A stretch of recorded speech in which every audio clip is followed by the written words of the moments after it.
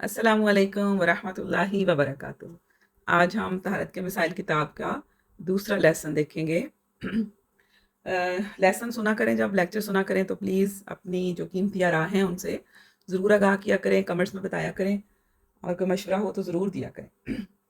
अल्हम्दुलिल्लाहि रब्बिल आलमीन वस्सलातु वस्सलामु अला सय्यिदिल मुरसलीन वल आक़िबतु लिल मुत्तक़ीन। इस दुआ के साथ शुरू करते हैं।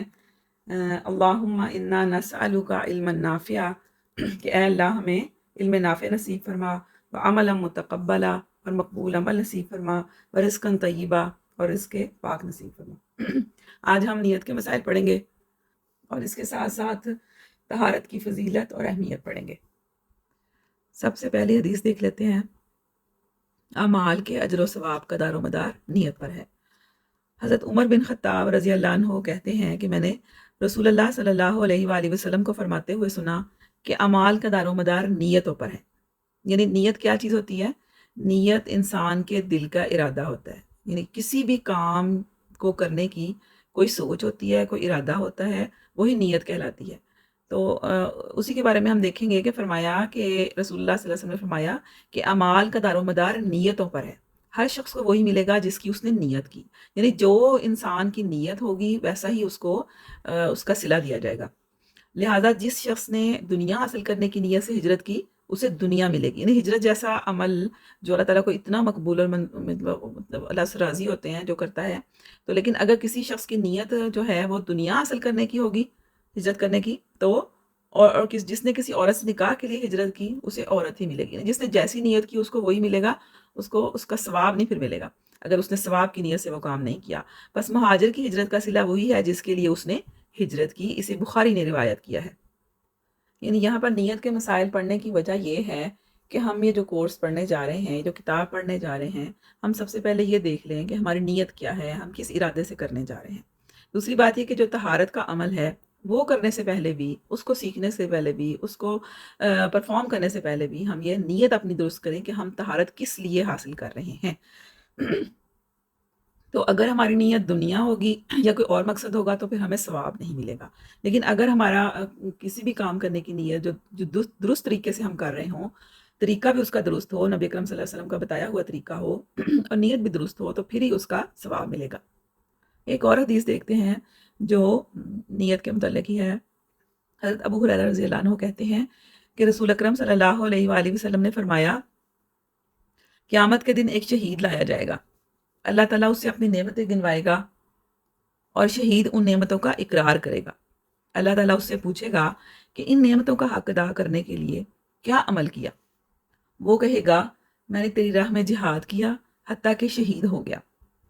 अल्लाह ताला फरमाएगा, तू झूठ कहता है, तूने बहादुर कहलवाने के लिए जंग की, सो दुनिया ने तुझे बहादुर कहा। फिर फरिश्तों को हुक्म होगा और उसे मुंह के बल घसीट कर जहन्नुम में डाल दिया जाएगा। यानी शहादत जैसा अमल भी अल्लाह ताला को कबूल नहीं होगा अगर वो दूसरों की खातिर किया हो, दुनिया के लिए किया हो। और उसके बाद वो आदमी लाया जाएगा जिसने खुद भी इल्म सीखा और दूसरों को भी सिखाया, और अल्लाह ताला से उससे अपनी नेमतें गिनवाएगा, और वो आलम उन नेमतों का इकरार करेगा। तब अल्लाह उससे पूछेगा, इन नेमतों का शुक्रिया अदा करने के लिए तूने क्या अमल किया? वो अर्ज़ करेगा, मैंने खुद भी इल्म सीखा और दूसरों को भी सिखाया, और तेरी खातिर लोगों को कुरान पढ़कर सुनाया। अल्लाह ताला इरशाद फरमाएगा, तूने झूठ कहा है, तूने तो कुरान इसलिए पढ़कर सुनाया था कि लोग तुझे कारी कहें, और दुनिया ने तुझे आलिम और कारी कहा। फिर हुक्म होगा और उसे मुंह के बल उठाकर जहन्नुम में फेंक दिया जाएगा। ये देखिए कितनी डराने वाली बात है कि इल्म हासिल करना और सीखना, सिखाना, ये काम भी अल्लाह को मंजूर नहीं है अगर वो दुनिया की खातिर लोगों को खुश करने के लिए किया गया हो। इसलिए नीयत जो है अपनी दुरुस्त करनी बहुत ज़रूरी है, वरना कितने बड़े बड़े अमाल जो हैं उनका ज़रा बराबर सवाब नहीं बल्कि गुनाह होगा। और उसके बाद एक और आदमी लाया जाएगा और अल्लाह ताला उससे अपनी नेमतें गिनवाएगा और वो नेमतों का इकरार करेगा। फिर अल्लाह ताला उससे सवाल करेगा कि मेरी नेमतें पाकर तुमने क्या काम किए? वो कहेगा, मैंने तेरी राह में इन तमाम जगहों पर माल खर्च किया जहाँ तुझको पसंद था। अल्लाह ताला इरशाद फरमाएगा कि तू झूठ कहता है, तूने तो माल सिर्फ इसलिए खर्च किया ताकि लोग तुझे सखी कहें, और दुनिया ने तुझे सखी कहा। फिर हुक्म होगा, उसे मुंह के बल उठाकर जहन्नुम में फेंक दिया जाएगा। इसे मुस्लिम ने रिवायत किया है। यानी सबसे पहले अब हम चूँकि एक नेक काम करने जा रहे हैं, इल्म सीखने जा रहे हैं, اور اس کے بعد ہم نے اس طہارت کو جو سیکھیں گے اس کو اپلائی بھی کرنا ہے. تو جو بھی ہم نیک کام کریں پہلے اپنا عمل درست کر لیں، ورنہ اس کا ثواب نہیں بلکہ گناہ ہوگا. اب ہم دیکھ لیتے ہیں طہارت کی فضیلت. اس میں سب جو ہے ہیڈنگ اس کا ہے صفائی نصف ایمان ہے. حضرت مالک اشعری رضی اللہ تعالیٰ عنہ کہتے ہیں کہ رسول اللہ صلی اللہ علیہ وآلہ وسلم نے فرمایا طہارت آدھا ایمان ہے، الطہور شطر الایمان. ایک مرتبہ الحمدللہ کہنا ترازو کو نیکیوں سے بھر دیتا ہے، اور سبحان اللہ اور الحمدللہ کہنا زمین و آسمان کے درمیان ساری جگہ کو بھر دیتا ہے.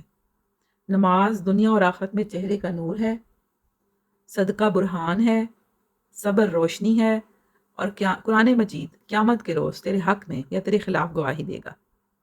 ہر آدمی صبح اٹھتا ہے تو اس کی جان گروی ہوتی ہے، جسے یا تو وہ نیکی کر کے آزاد کرا لیتا ہے یا گناہ کر کے ہلاک کرتا ہے. اسے مسلم نے روایت کیا ہے. کتنی پیاری حدیث ہے، کتنی پیاری چیزیں اس میں بیان فرما دی گئی ہیں کہ طہارت جو ہے وہ آدھا ایمان ہے. کیونکہ طہارت نہیں ہے تو پھر آپ کا کوئی عمل بھی قبول نہیں ہے، اس لیے اس کو طہارت کو آدھا ایمان قرار دیا گیا ہے. اس کے بعد جو اگلی حدیث ہے اس کا ٹاپک ہے کہ وضو یعنی طہارت کرنے سے ہاتھ اور پاؤں کے تمام صغیرہ گناہ معاف ہو جاتے ہیں.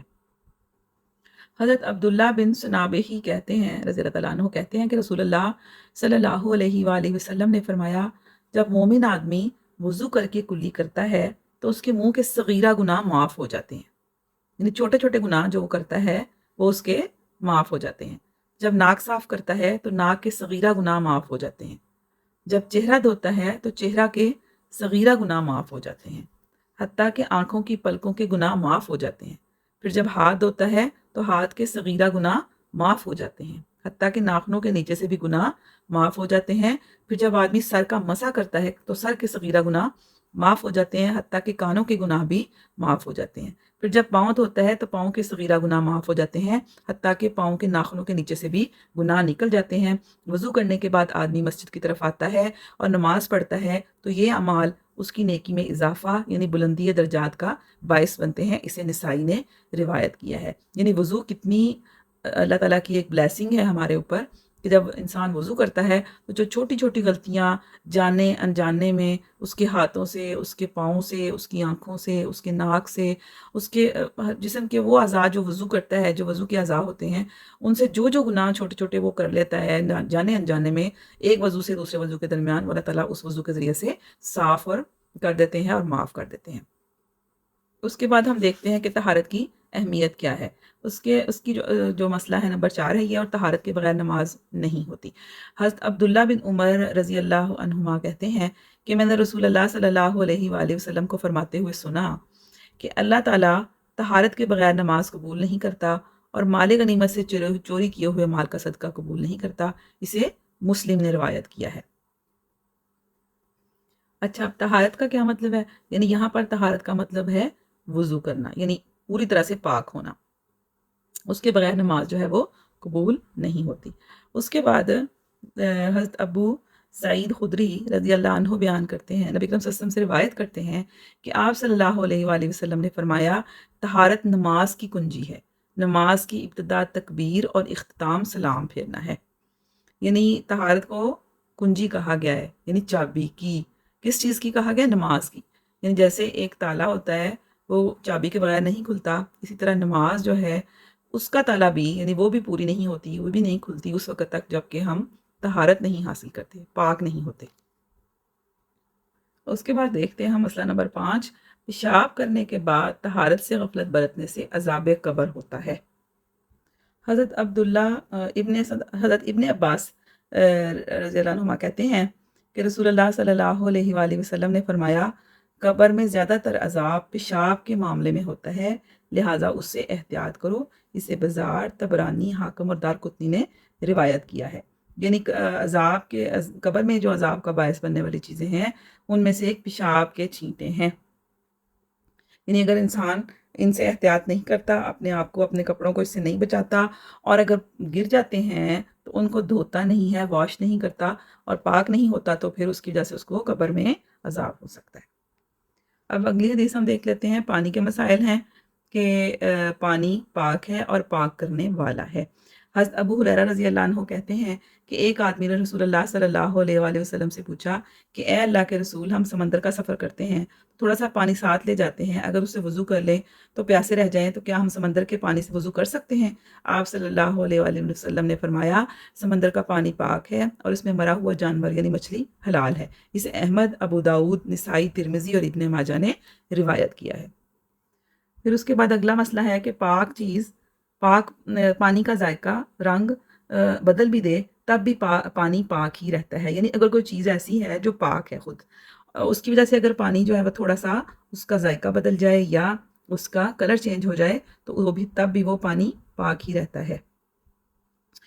جیسے حضرت ام ہانی فرماتی ہیں کہ رسول اللہ صلی اللہ علیہ وسلم اور حضرت میمونہ نے ایک ٹب کے پانی سے غسل کیا، پانی میں گندے ہوئے آٹے کا اثر تھا، یعنی اس میں اس آٹے کا تھوڑا سا اثر تھا لیکن اس سے غسل کیا، یعنی وہ پانی پاک تھا۔ پھر اس کے بعد دیکھتے ہیں کہ بلی کا جوٹھا ناپاک نہیں ہوتا، یعنی یہ بھی ہمیں پتہ ہونا چاہیے کہ بلی اگر کسی چیز سے منہ لگا لے تو وہ جو ہے اس کا جوٹھا جو ہے وہ ناپاک نہیں ہے۔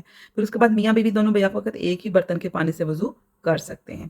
حضرت عائشہ رضی اللہ تعالی عنہا فرماتی ہیں کہ میں اور رسول اللہ صلی اللہ علیہ وسلم ایک ہی برتن سے وضو کرتے، حالانکہ اس پانی سے بلی بھی پی چکی ہوتی۔ اسے ابن ماجہ نے روایت کیا ہے۔ اور حضرت ابو قتادہ سے روایت ہے کہ رسول اللہ صلی اللہ علیہ وسلم نے بلی کے بارے میں فرمایا کہ یہ ناپاک نہیں بلکہ تمہارے پاس گھروں میں آتی جاتی رہتی ہے۔ اسے ابو داؤد، نسائی، ترمذی اور ابن ماجہ نے روایت کیا ہے۔ پھر اس کے بعد اگر مسئلہ ہے کہ پانی میں نجاست شامل ہو جائے تو پانی ناپاک ہو جاتا ہے۔ حضرت جابر سے روایت ہے کہ رسول اللہ صلی اللہ علیہ وسلم نے کھڑے پانی میں پیشاب کرنے سے منع فرمایا ہے۔ اسے مسلم نے روایت کیا ہے۔ پھر اس کے بعد جو اگلا ٹاپک ہے وہ ہے رفع حاجت کے مسائل۔ بیت الخلاء میں داخل ہونے اور نکلنے کی مسنون دعا یہ ہے: اللہم انی اعوذ بک من الخبث والخبائث۔ حضرت انس کہتے ہیں کہ رسول اللہ صلی اللہ علیہ وآلہ وسلم جب بیت الخلاء میں داخل ہوتے یعنی واش روم میں تو فرماتے اللہم انی اعوذ بک من الخبث والخبائث، یا اللہ میں ناپاک جنوں اور جننیوں سے تیری پناہ مانگتا ہوں۔ اسے بخاری اور مسلم نے روایت کیا ہے۔ یہ دعا یاد ہونی چاہیے، جس کو یاد نہیں ہے وہ اس کو یاد کر لیں۔ میں ایک دفعہ اس کو پھر پڑھ دیتی ہوں: اللہم انی اعوذ بک من الخبث والخبائث، اللہم انی اعوذ بک من الخبث والخبائث۔ حضرت عائشہ رضی اللہ عنہا سے روایت ہے کہ رسول اکرم صلی اللہ علیہ وسلم جب بیت الخلاء سے باہر آتے تو غفرانک فرماتے، یا اللہ میں تیری بخشش چاہتا ہوں۔ اس دعا کا یہ مطلب ہے، یعنی واش روم سے باہر آنے کے بعد غفرانک، غفرانک، صرف اتنی ہی چھوٹی سی دعا ہے، یہ بھی یاد کر لیں۔ اسے احمد، ابو داؤد، نسائی، ترمذی اور ابن ماجہ نے روایت کیا ہے۔ پھر اس کے بعد مسئلہ نمبر 13 ہے کہ بیت الخلاء یعنی واش روم میں اللہ تعالیٰ کے نام والی کوئی چیز ساتھ نہیں لے جانی چاہیے۔ حضرت انس بن مالک فرماتے ہیں کہ رسول اللہ صلی اللہ علیہ وآلہ وسلم جب بیت الخلاء میں جانے کا ارادہ فرماتے تو اپنی انگوٹھی جس پر محمد رسول اللہ تحریر تھا اتار دیا کرتے تھے۔ اسے ترمذی، نسائی اور ابن ماجہ نے روایت کیا ہے۔ پھر اس کے بعد اگلا مسئلہ ہے کہ کھلے میدان میں رفع حاجت کے وقت منہ یا پیٹھ قبلہ کی طرف نہیں کرنی چاہیے، البتہ طہارت خانے کے اندر یا دیوار کی اوٹ میں ایسا کیا جا سکتا ہے، یعنی اگر وہ دیواریں بنی ہوئی ہیں جیسے واش روم وغیرہ بنے ہوئے ہیں تو اس کی بات الگ ہے، لیکن اگر کھلا میدان ہے تو پھر وہاں پر جب رفع حاجت کرنی پڑ جائے تو پھر کیا کیا جائے کہ منہ یا پیٹھ قبلہ کی طرف نہیں کرنی چاہیے۔ حضرت ابو ہریرہ سے روایت ہے کہ رسول اللہ صلی اللہ علیہ وسلم نے فرمایا جب آدمی رفع حاجت کے لیے بیٹھے تو منہ یا پیٹھ قبلہ کی طرف نہ کرے۔ پھر اس کے بعد ہم دیکھتے ہیں مسئلہ نمبر 15 کہ رفع حاجت کے وقت شرمگاہ کو دایاں ہاتھ لگانا منع ہے اور دائیں ہاتھ سے استنجا کرنا منع ہے۔ حدیث ہے کہ حضرت ابو قتادہ رضی اللہ تعالیٰ عنہ کہتے ہیں کہ رسول اللہ صلی اللہ علیہ وآلہ وسلم نے فرمایا پیشاب کرتے وقت کوئی آدمی پیشاب اپنی شرمگاہ کو دائیں ہاتھ سے نہ چھوئے، نہ ہی دائیں ہاتھ سے استنجا کرے اور نہ ہی کوئی چیز پیتے وقت برتن میں پھونک مارے، یعنی دائیں ہاتھ سے اپنی شرمگاہ کو نہیں چھونا چاہیے اور دائیں ہاتھ سے استنجا نہیں کرنا چاہیے اور اس کے لیے بایاں ہاتھ یوز کرنا چاہیے۔ اور بھی بہت سارے آداب ہیں اس کے، انشاءاللہ اگلے لیکچر میں اگلی دفعہ اگلے لیسن میں انشاءاللہ ہم اس کو پڑھیں گے۔ اللہ تعالیٰ سے دعا ہے کہ جو ہم نے پڑھا ہے ہمیں اس میں سے بہترین پہلو کی پر عمل کرنے کی توفیق عطا فرمائے اور ہمیں علم نافع نصیب فرمائے۔ وآخر دعوانا ان الحمد للہ رب العالمین۔ السلام علیکم ورحمۃ اللہ وبرکاتہ۔